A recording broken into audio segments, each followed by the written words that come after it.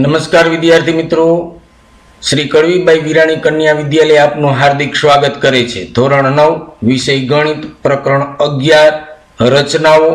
વિદ્યાર્થી મિત્રો, આજે આપણે સ્વાધ્યાય નંબર 11.1 રચના પહેલી, આપેલ કિરણના ઉદ્ભવ બિંદુ પર 90 અંશના ખૂણાની રચના કરો અને પ્રમાણિત કરો એના વિશે આપણે અભ્યાસ કરીશું।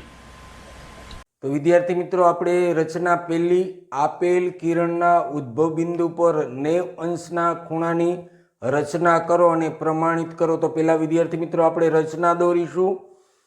તો શરૂઆતમાં કીધું છે આપેલ કિરણ, એટલે વિદ્યાર્થી મિત્રો એક કિરણ દોરીએ આપણે।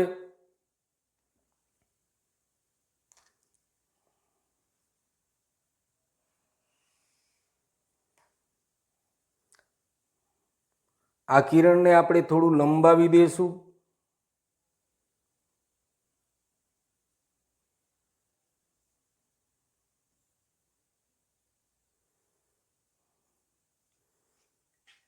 આ કિરણનું નામ વિદ્યાર્થી મિત્રો આપણે OA નામ આપીશું।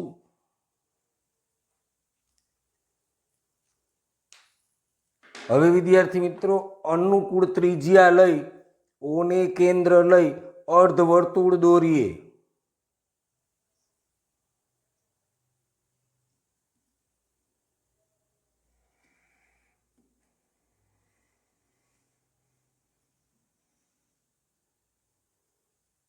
જ્યાં છેદે છે ત્યાં આપણે નામ બી અને ઈ નામ આપી દેશું।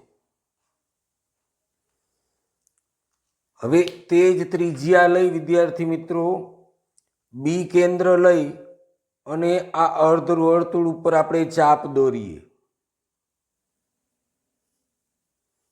જેનું નામ આપણે સી આપશું।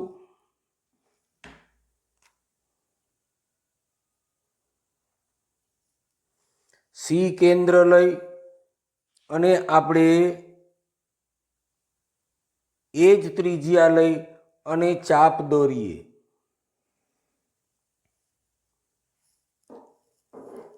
એનું નામ વિદ્યાર્થી મિત્રો આપણે ડી નામ આપીશું।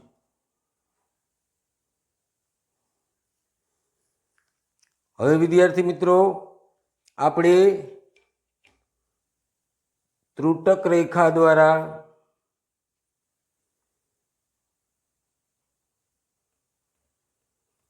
ઓસી ને જોડી દઈએ, એવી જ રીતે OF ને આપણે જોડી દઈએ,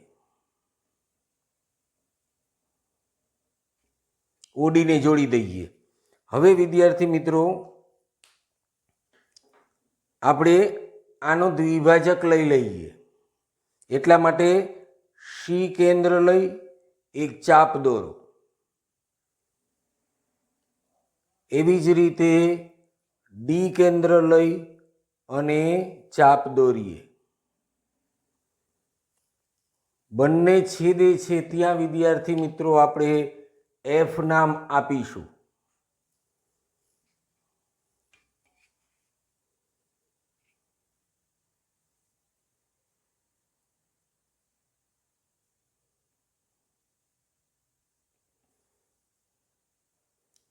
અને કિરણ દોરી નાખશું।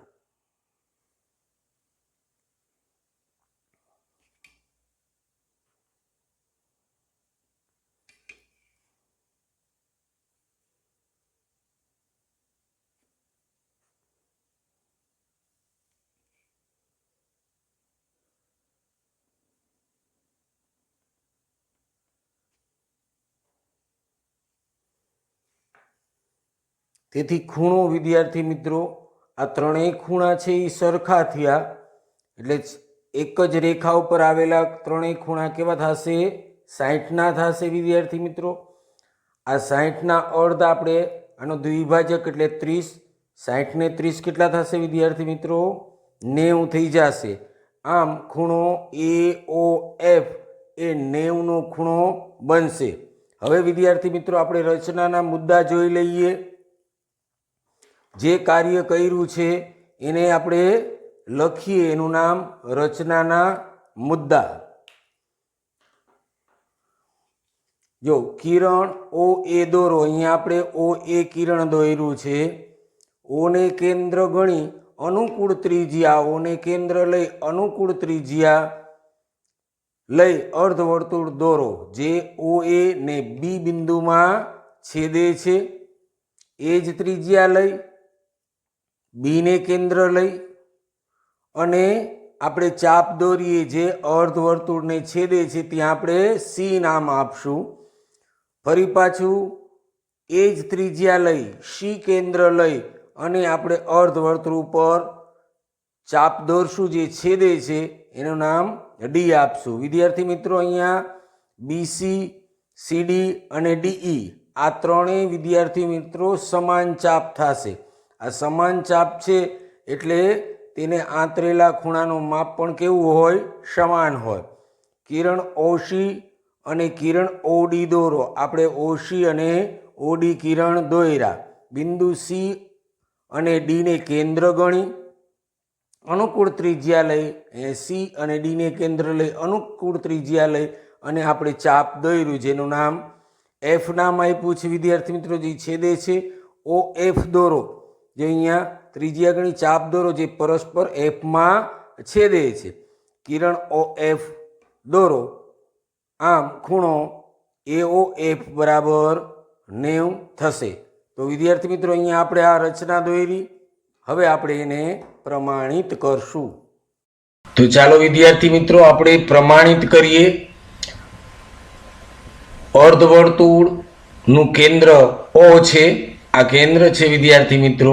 એટલે આપણે શું કર્યું વિદ્યાર્થી મિત્રો? અહીંયા અર્ધવર્તુળ દોરેલું અને અર્ધવર્તુળને સમાન ભાગમાં વહેંચણી કરેલી. આ છે એ કેવા થશે? સમાન ભાગ, બરાબર. એટલે ચાપ કહેવાય. એટલે જો આ બધી ચાપો કેટલી થશે? સરખી થશે. એટલે બીસી ચાપ બરાબર સીડી ચાપ બરાબર ડીઈ ચાપ. હવે સમાન ચાપ હોય તો એને કેન્દ્ર પાસે આંતરેલા માપનું ખૂણા સરખા થશે. માટે આ તમામ ખૂણાઓ કેવા થશે? સરખા થશે. જો અહીંયા આપણે લખીએ છીએ કે ખૂણો બીઓસી બરાબર ખૂણો સીઓડી બરાબર ખૂણો ડીઓઈ. શું કામ? તો કે વર્તુળની જીવાઓ કેન્દ્ર આગળ સમાન ખૂણા આંતરે છે. હવે આ એક જ રેખા ઉપર આવેલા ત્રણેય ખૂણા છે માટે એનો સરવાળો કેટલો થશે વિદ્યાર્થી મિત્રો? 180 થશે.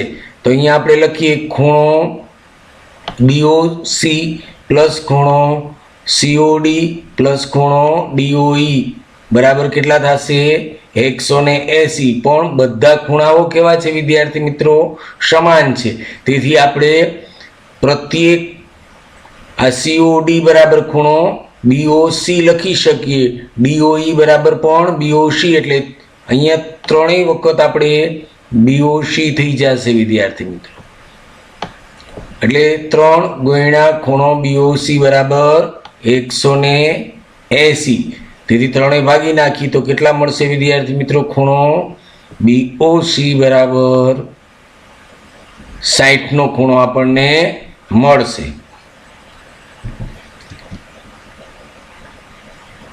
હવે વિદ્યાર્થી મિત્રો આપણે જોઈ લઈએ અહીંયા ઓએફ. આ ઓએફ છે એ ખૂણા સીઓ ડીનો દ્વિભાજક છે. આ દ્વિભાજક છે માટે આ બે ખૂણાનું માપ કેવું થશે વિદ્યાર્થી મિત્રો? સરખું જ થશે. હવે આ ખૂણો આખો કેટલો હતો? તો કે 60નો હતો. એને બે ભાગી નાખીએ એટલે પ્રત્યેક ખૂણાનું માપ કેટલું થઈ જશે? આ 30નું માપ થઈ જશે, બરાબર. આ 30 અંશનું માપ થઈ જશે. એટલે જો લખીએ ખૂણો COF બરાબર 1/2 ખૂણો COD. એટલે અહીં 60 મૂકી દઈએ, બે ભાગી નાખીએ તો આ માપ કેટલું મળ્યું આપણને? 30નું મળ્યું. હવે આ બંને ખૂણાનો સરવાળો કરી નાખીએ તો વિદ્યાર્થી મિત્રો તો કેટલો થશે? આ 60નો ખૂણો છે અને COF કેટલો છે? 30નો છે. તો 60 ને 30 કેટલા થઈ જશે? 90 થઈ જશે. જો અહીંયા લખીએ ખૂણો BOC પ્લસ ખૂણો COF બરાબર 60 વત્તા 30 બરાબર કેટલા મળ્યા આપણને વિદ્યાર્થી મિત્રો? 90. એટલે ખૂણો BOF આપણને 90 મળે છે. એનો અર્થ એમ જ થાય કે આ રેખા ઉપર કોઈ પણ બિંદુ હોય એનું નામ લખીએ તો માપ કેટલું થશે? 90 નું થશે. એટલે કે AOF એ પણ ખૂણો કેટલો થશે? 90 નો થશે. બરાબર. તો આ રીતે આપણે 90 અંશના ખૂણાની રચના કરી છે. તો નેક્સ્ટ પીરિયડમાં વિદ્યાર્થી મિત્રો ફરી પાછા આપણે મળીએ છીએ. આવજો. નમસ્કાર.